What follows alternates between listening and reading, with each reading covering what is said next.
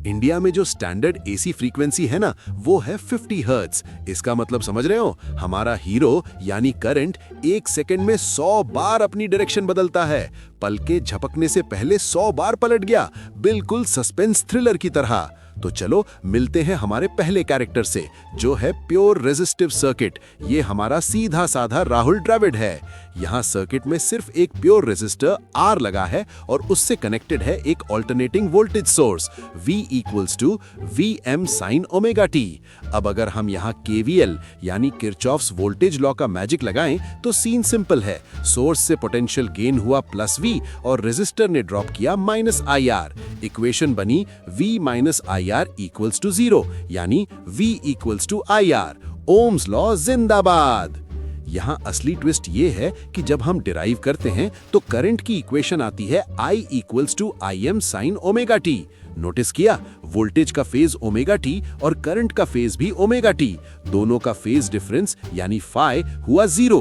मतलब ये दोनों जय वीरू की तरह बिल्कुल साथ साथ चलते हैं, इन फेज। जब वोल्टेज 0 करंट 0, जब वोल्टेज टॉप पे करंट टॉप पे। और क्योंकि एंगल 0 डिग्री है तो पावर फैक्टर cos 0 बन जाता है 1। यूनिटी, फुल मार्क्स, कोई ड्रामा नहीं।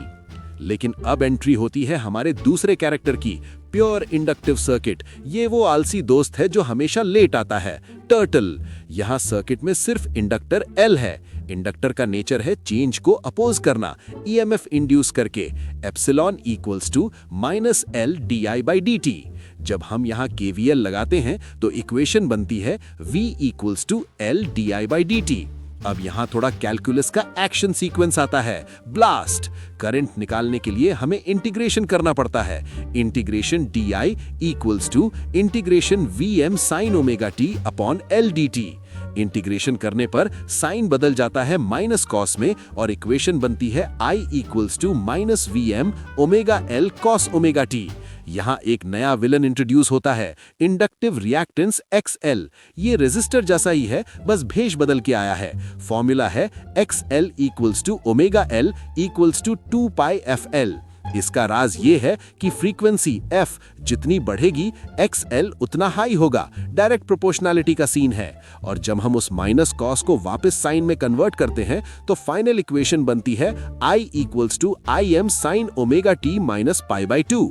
ये माइनस साइन चीख चीख के बता रहा है कि करंट यहाँ वोल्टेज से 90 डिग्री यानी 90 डिग्री पीछे रह गया, लैग्स बिहाइंड। फेजर डायग्राम में करंट का एरो नीचे यानी क्लॉकवाइज बनेगा और power factor cos 90 equals to 0। Late लतीफ को 0 ही मिलेगा ना। लेकिन पिक्चर अभी बाकी है मेरे दोस्त। अब मिलते हैं प्योर कैपेसिटिव सर्किट से। ये हमारा ओवर स्मार्ट कैरेक्टर है जो हमेशा वक्त से आगे चलता है। यहाँ लगा है कैपेसिटर। बेसिक फॉर्मूला याद है ना, Q is equal to CV। Current निकालने के लिए चार्ज को डिफरेंशिएट करना पड़ेगा, I is equal to dQ upon dt। जब हम CVM साइन ओमेगा t का डिफरेंशिएशन करते हैं तो साइन बन जाता है cos और ओमेगा मल्टीप्लिकेशन में आ जाता है। इक्वेशन बनती है I is equal to VM upon 1 upon omega C cos omega t। यहाँ रेजिस्टेंस का काम कर रहा है कैपेसिटिव रिएक्टेंस यानी XC, जिसका फॉर्मूला है XC is equal to 1 upon omega C यानी 1 अपॉन 2πfC। यहाँ उल्टा गेम है, फ्रीक्वेंसी बढ़ेगी तो XC घटेगा यानी इनवर्सली प्रोपोर्शनल। फाइनल ट्विस्ट क्या, कॉस को साइन में बदला तो equation I is equal to IM sine omega t plus π/2। ये प्लस साइन यानी π/2 बताता है कि करंट यहाँ वोल्टेज से 90 डिग्री आगे चल रहा है, लीड्स। फेजर डायग्राम में एरो ऊपर यानी एंटी क्लॉकवाइज जाएगा। पावर फैक्टर यहाँ भी 0 क्योंकि एंगल तो 90 डिग्री ही है। अब शुरू होता है असली क्लाइमैक्स, सीरीज RL सर्किट। सोचो, एक सीधा बंदा यानी रेजिस्टर और एक आलसी बंदा यानी इंडक्टर सीरीज में जुड़ गए। सीरीज है तो करंट दोनों में सेम फ्लो करेगा, I is equal to IM sine omega t। पर वोल्टेज में दंगल होगा। रेजिस्टर बोलेगा मैं वोल्टेज के साथ चलूंगा यानी VR इन फेज, और इंडक्टर बोलेगा मेरा वोल्टेज तो 90 डिग्री आगे भागेगा यानी VL लीड्स करंट। इनको ऐड करने के लिए हम सिंपल मैथ यानी 2+2 यूज नहीं कर सकते। हमें लगाना पड़ेगा वेक्टर एडिशन यानी पाइथागोरस थ्योरम। टोटल वोल्टेज यानी VM होगा √VR² प्लस VL²। इससे हमें मिलता है सर्किट का बाप फॉर्मूला, इम्पीडेंस यानी Z is equal to √R² plus XL²। Unit वही ओम। यहाँ करंट वोल्टेज से पीछे ही रहेगा, पर 90 डिग्री नहीं, किसी बीच के एंगल फाई पर।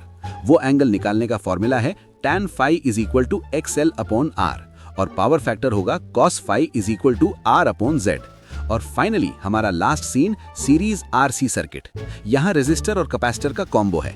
करंट यहाँ भी सेम है, कलेश वही है, रेजिस्टर का वोल्टेज करंट के साथ, पर कैपेसिटर का वोल्टेज करंट से पीछे, क्योंकि कैपेसिटर में करंट लीड करता है तो वोल्टेज लैग करेगा। यहाँ भी पाइथागोरस चचा आएंगे। Resultant voltage Vm is equal to √VR² plus VC²। Impedance Z बन जाएगा √R² plus XC²। Phase angle phi के लिए फॉर्मूला होगा tan phi is equal to XC/R। यहाँ करंट वोल्टेज से आगे चलेगा, लीड्स बाय एंगल फाई।